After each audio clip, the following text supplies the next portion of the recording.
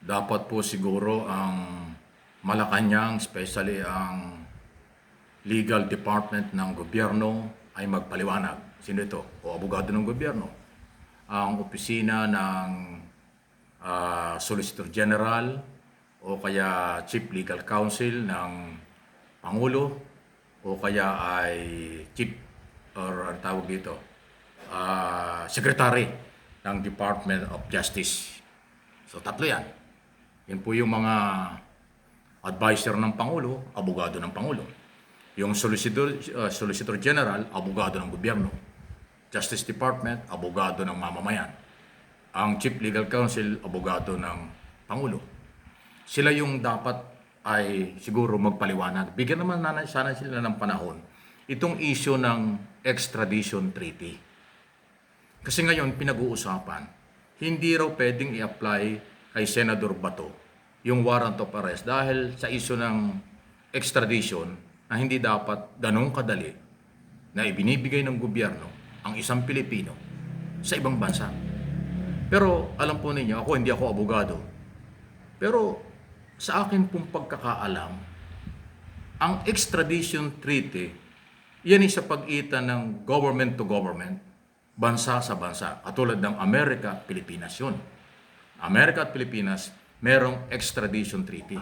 Kasunduan yan na magtutulungan kapag dun sa issue ng may mga warrant of arrest na Amerikano nagtatago sa Pilipinas, huhulihin ng Pilipinas, ibibigay sa Amerika. Pilipino nagtatago sa Amerika, huhulihin ng Amerika, ibibigay sa Pilipinas. Yun ang laman ng extradition treaty. Ay itong issue ng warrant of arrest, crime against humanity, na kaso ng mga Duterte at saka po nitong si Senador Bato de la Rosa. Bakit pinag-uusapan ng extradition? Wala namang extradition treaty sa pagitan ng ICC at ng Pilipinas. Dahil ang ICC binubuo ng maraming bansa. Di ba? Unang-una, ang Pilipinas hindi na member ng ICC. Dati tayong member pero umalis nung panahon ni Duterte. Ano itong treating pinag-uusapan? Kaya ito yung naitatanong ko at dapat ipaliwanag kasi ngayon ay ginagamit ng abogado ni Bato de la Rosa na meron daw, hindi daw pwedeng extradite dahil nga yung meron ruling ang Supreme Court ng Pilipinas 2 weeks ago na dapat ipairal ang due proseso sa extradition. Kapag may Pilipinong ibibigay sa ibang bansa, dapat meron daw dadaan sa lower court patungo ng Supreme Court. So yun ang dapat liwanagin. Kasi ngayon, kung ating papakinggan ang mga paliwanag ng maraming mga abogado, ay magkakaiba. Unang-una, pag hindi nyo alam kung saan ka-alyado yung abogado, malilito kayo. Pag ang abogado ay ka-alyado ng mga Duterte, iba ang paliwanag yan. Pag ang mga abogado ay ka-alyado ng Malacanang, baka iba rin. Pero pag ang abogado ay independent, baka dyan tayo makakuha ng idea. Kaya ang aking apila, yung abogado ng gobyernong totoo, Solicitor General, Justice Secretary, Office of the President, kayo po ang magpaliwanag nito sa taong bayan. Talaga bang merong extradition treaty? Extradition ay pwede nating ipairal kay Senador Bato dito sa warrant of arrest at kay Duterte at yung ibang mga co-accused dun sa crimes against humanity? Ang alam kong dapat na merong proseso sa extradition treaty ay yung issue ni Pastor Kibuloy. Dahil si Kibuloy nakakulong sa Pilipinas, siya ay Pilipino, pero siya ay wanted sa Amerika. Siya ay may mga kaso sa Amerika. At nauna na ngang inamin ng gobyerno na meron ng formal request ang US government sa extradition treaty, extradite si Kibuloy. Yun. Government to government, okay yun. Kung ano yung proseso, dapat sundin. Di ba? Pero itong ICC at Pilipinas, sa issue ni Bato at mga co-accused sa crimes against humanity, paano pag-uusapan dito yung extradition treaty? Wala naman treaty. Dahil inuulit ko, ang ICC, hindi yan bansa.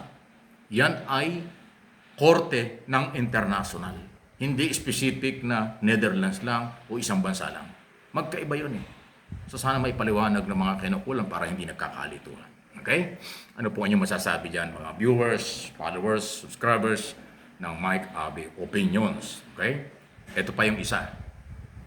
Sa tingin ba ninyo ay nakakatulong si Attorney Nicolas Holtman, yung abogado ni Duterte? Abay, isipin mo, 8 buwan na walang nangyayari.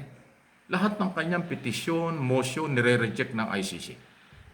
Hindi kaya kinukwartahan lang? Pasintabi na. Hindi kaya kinukwartahan lang nitong si Holtman, ang mga Duterte? $1 million ang bayad dyan, hindi naman piso. Kita nyo lahat ng kanyang mga galaw. Talo. At ni isang trial, hindi pa yung dapat na pagsisimula ng trial noong nakaraang September 23, pinigilan pa nila. So pinatatagal nitong abogadong ito. At habang tumatagal, kumikita siya ng $1 million sa bulusan ng mga Duterte. So kayong mga DDS, baka hindi nyo alam. Kaya nga tinatanong ko, sa tingin ba nyo nakakatulong si Attorney Holtman o naghahanap buhay lang siya? May mauubos ang pera ng mga Duterte pagka ganyan nangyari. 8 buwan na, wala pang trial. Ay ang trial mas matagal. Siya yung nag-delay sa trial, siya yung nag-petition para i-delay ang trial, siya yung nag-petition para kontrahin ang trabaho ng ICC, wala daw jurisdiction o binasura, meron palang jurisdiction sila. Lahat ng petition, marami na siyang petition dyan. Nireject lahat. Wala pang naipapanalo itong abogado ni Duterte. Pero alam ko, parang tax yan, tuloy-tuloy ang bayad yan. Malamang yung $1 million mapunta sa abogado ni Duterte, pero yung kaso mukhang hindi pa naman gumagalaw. Matatagalan si Duterte sa kulungan dahil ganyan ang galaw. Yan ang aking observation. After 8 months, kasi 8 months na nadala siya doon ay March 8 yata yun. So April, May, June, July, August, September, October, November, 8 months, eksakto. Ngayong November. Ni isang trial, wala pa. Wala pang pinag-uusapan sa ebidensya doon sa crimes against humanity. Mga proseso at kung ano lang ang pinag-usapan hanggang sa nadelay. Habang nadidelay ang trial, natatagal ang nakakulong si Duterte sa daig. So ulitin ko, kontento ba kayo? Pabor ba kayo? Dito sa ginagawa ng abogado ni Duterte, baka kayong mga DDS, hindi nyo alam. Biktima si Duterte nung kabagalan ng galaw ng kanyang abogado. Baka kinukwartahan lang, nagpapayama yan. Yari kayo. Yan ang inyong mag-rally yung mga DDS. Yan, kinukumbisi ko kayo. Mag-rally yung mga DDS at inyong pagraralihan yung abogado. Kasi yung ginagawa ng abogado hindi na pumapabor sa mga Duterte. Abay, 8 buwan na nakakulong, wala pang trial eh. Hindi pa pinag-uusapan yung kaso eh. Ibig sabihin, matatagalan niya ng taon. Naloko na. So, hindi kasalanan ng ICC kung bakit nakakulong si Duterte. Hindi rin kasalanan ng Marcos government, Philippine government kung bakit nakakulong si Duterte. Kaya nagtatagal nakakulong si Duterte dahil sa kabagalan at kakaibang diskarte ng abogado niya. Palagay ko sa bulsa ng mga Duterte nakatingin niyang abogado. Hindi sa ebidensya. Kasi ngayon, ni isang ebidensya, wala pa siyang naipapakita para i-counter ang maraming ebidensya ng mga prosecutors at mga biktima ng crimes against humanity. So yan ang inyong pagralihan. Usigin nyo yung abogado dahil baka pinatatagal ang kaso. Pero yung pagralihan nyo yung ICC at ang gobyernong Pilipinas, garbage yan. Wala ho yan. Irrelevant, sabi nga ng mga abogado. Walang basihan, walang kaugnayan. Yung rally nyo laban sa ICC at sa Philippine government. Ang inyong pagralihan, ulitin ko. Yung abogado, yumayaman, pero wala pang positibong galaw. Personal kong opinion ito.